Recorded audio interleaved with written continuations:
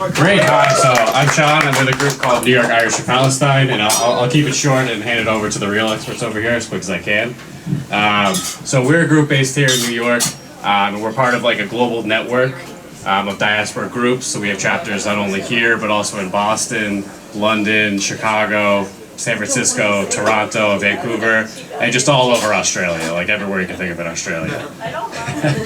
And so we do fundraisers like these. We also do, if you're looking for friends to go to protests with, we're your people. And we've done vigils like you have in Ireland, and vigils at the Family Memorial before. So if you're interested in getting involved, come see me or see JF. Yeah, there we go. So thanks everyone for coming. So this is a fundraiser for Concern, an excellent charity fighting poverty all over the world. We have a concentrated program in Gaza right now, so that's where it's going right now. Yeah. All right, great. And so all of your ticket prices will go towards that. And additionally, if you see the QR codes hanging around, you can take a picture and donate more money if you so wish. And our good friends, the Fenian Boys, I'm also a member of that group. The Celtic Supporters Club that meets here for every Celtic game. They have Palestine t-shirts. They're $20 each, and that money will also go towards Concern. Thanks for coming. If you want to get involved, come see me. We would love to have more and more involvement. We have a big winter raffle fundraiser that we're about to launch. And if you want to go around to the bars of Woodside, Astoria, Woodlawn, and pass the buck around with me and my good friend JF and some other great people, please let me know. We'd love all the help we can get. All right, so I will pass it off to Eileen now. There we go. Hi, Eileen. Great to meet you, Eileen. Thank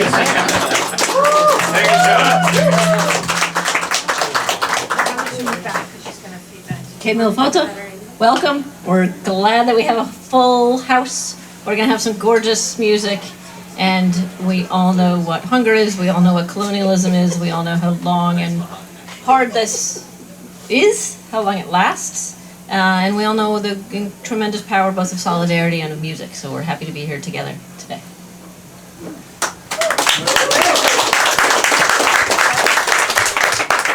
I do want to share that this was Eileen's idea. She saw a concert of us making some noise in the neighborhood, and she thought this would be a great idea. So thank you very much, Eileen, for putting this together. That's it. Yeah, so this is her idea, so please give her a nice round of applause for that. To keep things moving and grooving, we have, to keep things a bit academic, and then we're going to get into the nitty-gritty of music. We have a wonderful academic who yesterday I teach at Bard in the Bronx, in the South Bronx. And this man came up and gave a talk for our school about Palestine, which was one crowd, and now we have this lovely crowd. I don't think he had any idea for either audience exactly what he was in for, but he's here and he gave a great talk. So please give it up from the CUNY Graduate Center, Mr. Chris Harding.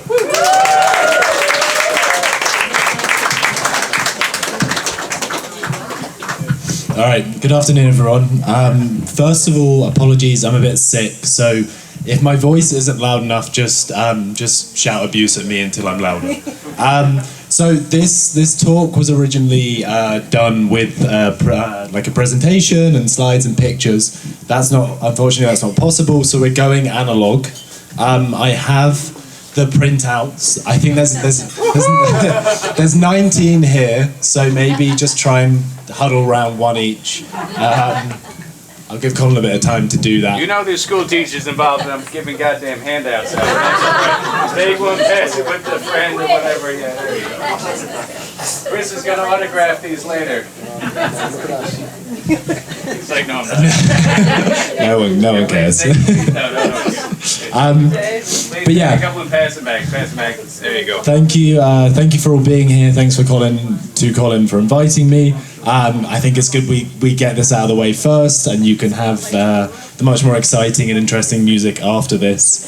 So as Colin was saying, I'm a PhD student at the CUNY Grad Center. I work on Palestine, the history of Palestine during the Mandate period, which is 1922 to 1948. I work specifically on stuff to do with labor, particularly the way in which colonialism interacts with labor and capitalism. This talk's going to last about 15 to 20 minutes. I think there's time for questions after if anyone has any, but if there's not, then that's completely fine. All right, and I'll try and lead you through the slides as we go. Just I'll try my best to make sure we're on the right one. Okay, so switch to slide number 2. It's a guy on a road going up to a house. All right. In summer 2025, I was doing archival research in one of Bethlehem's old dars, or family house. Taking a break, I watched a short film by the Lebanese artist Mary Germanes Sabah. It was a compilation work based on the writings of the Marxist philosopher Mehdi Amal, someone whose work interests me deeply. A clip in Sabah's film caught my attention. In it, an occupant of a refugee camp in Gaza stated, and I quote, "We do not approve of an operation for widening roads because it is not a question of widening roads, it's a question of evacuation." I asked a friend, an expert on Arab cinema, where this clip was from. She quickly responded. It was from Mustafa Abu Ali's documentary, Scenes from the Occupation in Gaza, 1973. Ali's film documented the lives of Gazans in the 1970s, primarily those living in camps in Gaza. Doubtlessly, many of whom featured in it have since been eviscerated by Israeli bombs in the most recent round of the genocide. Next slide, I think it's of that's of Abu Ali's documentary. And then you can go to the next slide after that now. Stepping out of the house for fresh air, I gazed upon the apartheid wall that severs the West Bank from 1948 Palestine, or historic Palestine, or Israel as some call it. It was the apartheid wall was built on top of the Jerusalem-Hebron road in 2002. This old and well-travelled route was now rendered defunct and divided. Returning to the house, I continued my research. I was trying to locate pictures of migrant labourers, so I began trawling through the Eric G. Matson photograph collection. This collection spans the late Ottoman and Mandate periods, roughly 1850s to 1948, and is housed online at the Library of Congress. It contains pictures from all over Palestine that were sold through the American colony in Al-Quds, or Jerusalem. Influenced by my focus on the streets that day, and the fact that many migrant labourers worked in paving and construction for the British during the period, I inputted the term road and all of its synonyms into the search function. Whilst the results returned no signs of labourers, I came across something uncanny. Next one. You should be back to the guy on the road, this time with a description. Yeah, that's the one. At first, the photograph seemed congruous. A man cycling on a road towards a house, perhaps after a day of work. However, upon closer inspection, the home was not to the side of the road, nor at the end of it, like a cul-de-sac, as one would expect. Instead, it was on top of it. The road protruded out from behind the house. Literally, the mortar home had cut the asphalt path in two, just like the apartheid wall meters away on the street nearby. What was the house doing on top of the road? How did it come to be? To answer these questions, I first needed to make sense of the context of the photograph. Then, as I would later discover, I would need to consider the complicated relationship of British colonialism and Zionist settler colonialism in Palestine. The picture is dated between 1934 and 1939. This period was coloured by heightened tensions and all-out revolution during the Great Revolt, 1936 to 1939, or as it's known in Arabic, Al-Thawra al-Kubra. Henceforth, I'll be referring to this as the revolt. Whilst there were factors endogenous to the 1930s that led to intercommunal tensions and the revolt, pressure had been mounting for a while between Zionist settlers, British imperialists, and the local Palestinian population. In August 1929, following agitation by Zionist groups led by Betar, or Brit Yosef Trumpeldor Youth Movement, at the Al-Barak Wall in Haram al-Sharif in Al-Quds, or Jerusalem, Violent demonstrations unfolded between Jewish settlers and Palestinians. In the early 1930s, following increased Jewish migration, both of people and of capital, the cost of living rocketed in Palestine, as did the commodification of land. This alienated many Palestinian peasants and workers from their livelihoods, encouraging them to become active participants in the general strike, which happened between April and October 1936 during the revolt. I'll be referring to this as the strike. Responding to growing instability, the British colonial bureaucrats stepped up their efforts to pacify Palestine. Between 1936 to 1939, they built 840 kilometers of roads, 1/3 of all the road infrastructure constructed during Britain's 25-year-long administration of Palestine. This enabled their soldiers and police to move swiftly around the country, confronting the revolution face on. In the second phase of the revolt, 1937 to 1939, the country experienced new levels of instability. Palestinian Thawar, or revolutionaries, assassinated Lewis Andrews, who was acting district commissioner of Galilee, and established a wide network of informants and spies. They also instituted courts of law in areas such as Jenin, Nablus, and Tulkarm, referred to often by the British as the Triangle of Terror. Whilst the exact date of the photograph is unclear, it is likely that it was taken between 1937 and 1938 for two reasons. Firstly, the road looks relatively new, and as mentioned, this period would align with the years of increased road construction. And secondly, it is unlikely that the British would have allowed civilians to block colonial infrastructure, the road, in such a blatant way during peacetime. So who built the road? According to the photographs, the photographer's description, it was a Jewish house, quote, Jewish house, quote, blocking a highway between Yehudiya and Tel Aviv. Given that this was, as we know now, a Jewish settlement, we may be able to date the roadblock more precisely. And now you can go to the next one, which is the Peel partition plan. It's the map. So following the events of 1936, the Peel Commission, established by the British, sought to understand the causes of the revolt and the conflict between Jewish and Palestinian/Arab communities. The Commission found the tenets of the mandate laid out in the Balfour Declaration in 1917, that is, to both serve Zionist colonization whilst not, and I quote, prejudicing the civil and religious rights of existing non-Jewish communities, were unworkable. The tenets were unworkable. They concluded that the country should be partitioned, cutting it into and forming a separate Palestinian and Jewish state. Where have we heard that before? They published this recommendation on 7th of July, 1937.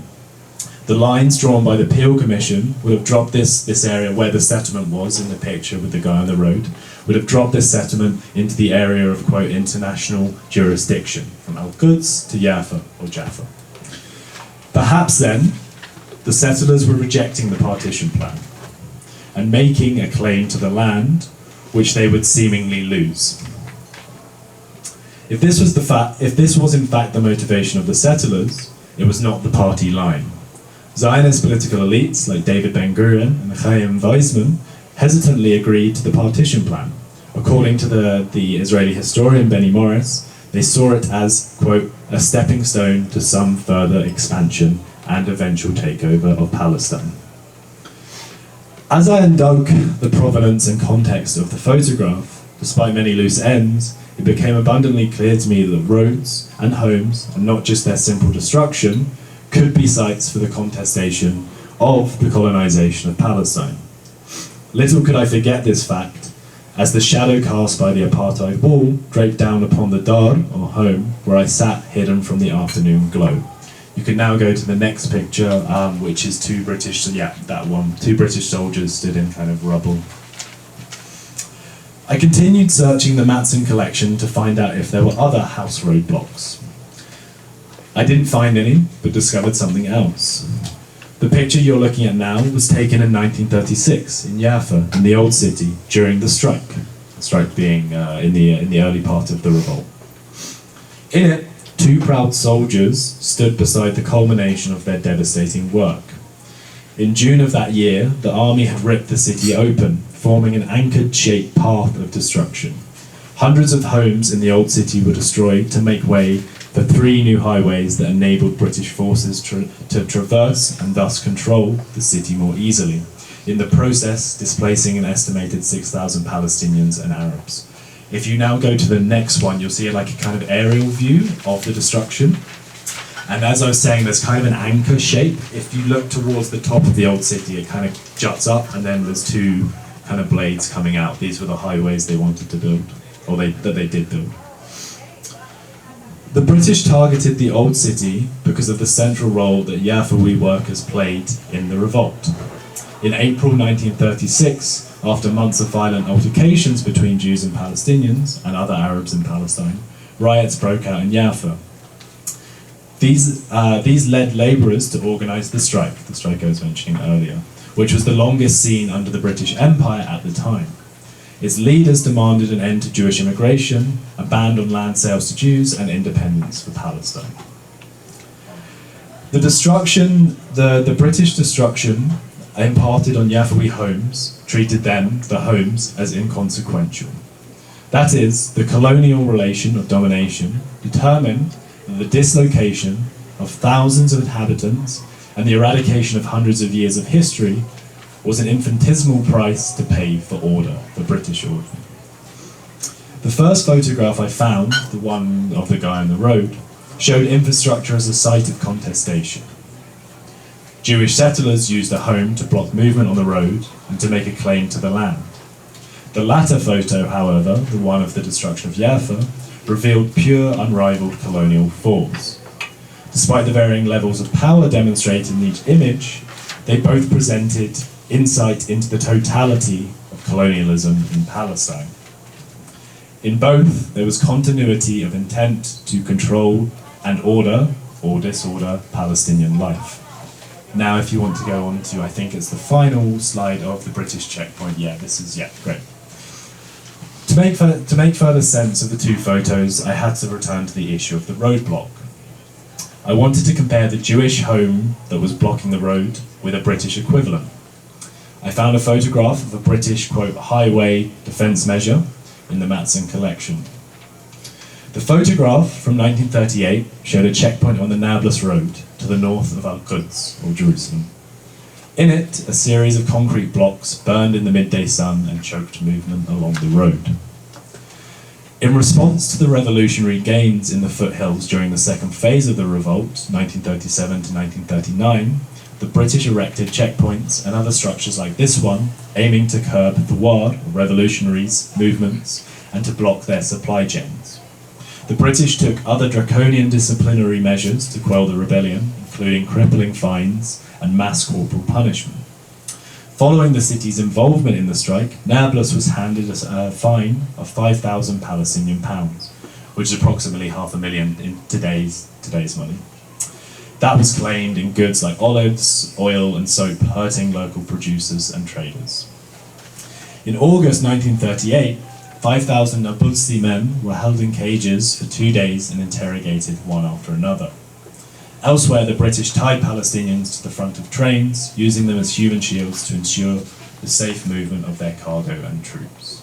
And we've seen this happen over the last 2 and a bit years in Gaza, where Israeli soldiers tie Palestinians to the front of jeeps and other vehicles as they move through Gaza, so as to stop combatants attacking their vehicles.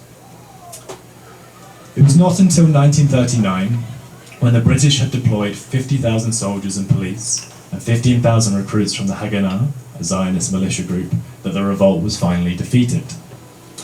By working through the history of the revolt and analysing these 3 pictures together, I had arrived at some conclusions regarding the importance of homes and roads vis-à-vis colonisation in Palestine.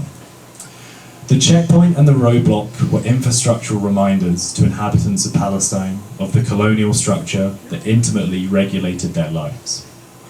The checkpoint acted like a valve, opening and closing at the whims of the British masters, relegating travellers to the status of mere steam.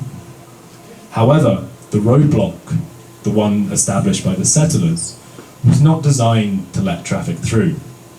Instead, it simply cut off Palestinians from the road and secured the settlement. In the act of doing this, the settlers disturbed local power, contravening British colonial hegemony by making their own claim on the land. Thus, the mortar-based home consumed the asphalt-laden road. The troublesome protégé became the master. But even as the Jewish settlers, claimed the road, they mimicked British power, creating the same architecture of control based upon the domination of Palestinians. This was a portent sign of cannibal colonialism that was coming to fruition and became most clearly articulated in 1948 during Al-Nakba, the ethnic cleansing of Palestine. From one regime to another, the Zionist entity consumed, rejected, and repurposed the structure of British control, feeding off it to nourish its own mission and eliminate the Palestinians. That's it. Thank you.